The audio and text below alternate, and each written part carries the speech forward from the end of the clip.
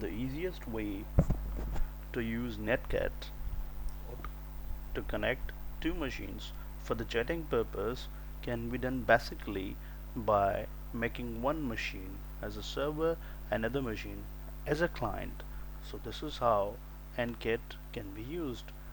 Type command on the machine where you want to run it as a server, put it on the listening mode by typing the command nc and then tech lnvp and then provide any random port. I'm providing 3200 and I'm putting it on the listening mode, and then I would just go on the Windows machine and here I would put same command nc and then I would provide two switches nv and leaving lp, putting the IP address of the server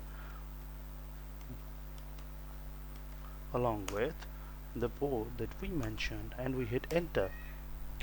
Here on some machines Netcat doesn't work on through the NC, rather we have to type ncat and it will provide us the connection. Here we are connected.